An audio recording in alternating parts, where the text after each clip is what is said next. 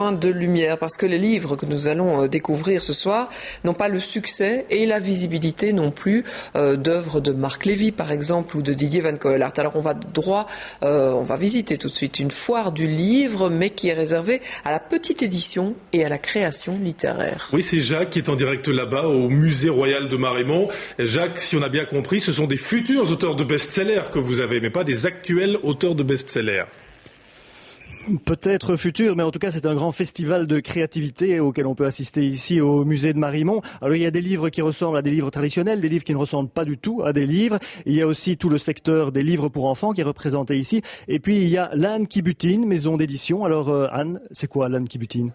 C'est une édition de livres de création et avec des livres qui ressemblent pas tout à fait non plus à des livres. Exemple. On parlait de livres pour enfants. On a par exemple un coffret D'où tombe une météorite. Donc là, on est dans les gravures de Martine Perrin-Cossin. On est plus dans un univers d'histoire à raconter aux enfants. Et puis votre dernière sortie où là, on est dans la boucherie, c'est un petit peu plus adulte et on déploie les pages comme on déplie une nappe de pique-nique avec du papier boucherie, avec des cartes de boucherie et le texte est de Louis Savary, les illustrations de Baudouin-Simon. Facile à vendre ces livres ?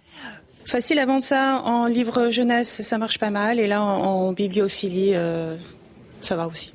Parfait. Alors on va continuer notre petite balade dans ce marché du livre, dans les allées, parce qu'il faut savoir qu'il y a également des gens qui viennent de très loin pour exposer ici.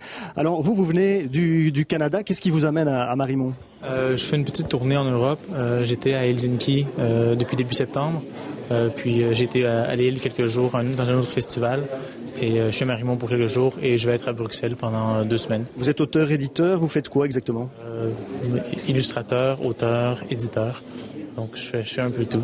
Et vous vivez de vos œuvres, de votre ouvrage là ? Pas du tout, c'est une activité totalement parallèle et dilettante et que j'aime bien, qui reste non soumise aux des contraintes de rentabilité. Pas d'impératif de gain d'argent. Voilà, exactement.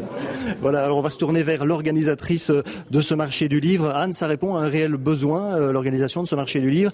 Est-ce que la petite édition est en crise aujourd'hui ? Alors je pense que ça répond à un réel besoin tant pour le public que pour les éditeurs. Ils ont ici l'opportunité de montrer leur travail dans des conditions privilégiées puisqu'ils rencontrent directement le public. Ils sont en lien direct avec les amateurs de livres. Ça répond également à un besoin au niveau du public puisque on propose aussi bien des travaux aux amateurs d'art qu'aux amateurs de livres. Oui. Et il y a du monde qui vient ici puisque 5000 personnes ont visité ce marché du livre l'an dernier. En 2 mots, François, vous êtes le directeur du musée de Marémont. Ça peut paraître bizarre un marché du livre dans un musée. Mais d'une certaine manière, oui, mais avant d'être un marché, c'est une rencontre avec de la passion. Si vous voyez le potentiel de création qui existe ici, ça ne pouvait être qu'une rencontre avec un musée qui se dédie en fait depuis le début de sa création avec le livre et qui a développé toute une politique au niveau du livre d'artiste, au niveau de l'atelier du livre, qui attire évidemment, je dirais, des professionnels d'une réputation internationale. Et donc, effectivement, c'était un lieu rêvé pour cette rencontre et c'est vrai que c'est la 7e édition, c'est assez extraordinaire de voir qu'à chaque fois c'est toujours une fête pour les yeux, pour le toucher, presque pour le goût on pourrait dire. Bien, parfait, merci beaucoup. Eh bien voilà, il nous reste pour conclure à vous signaler que ce marché du livre il reste ouvert tout le week-end et l'entrée est gratuite. Alors quant à nous, on va tourner une page ce soir, forcément c'est la fin d'une belle histoire et refermer le livre.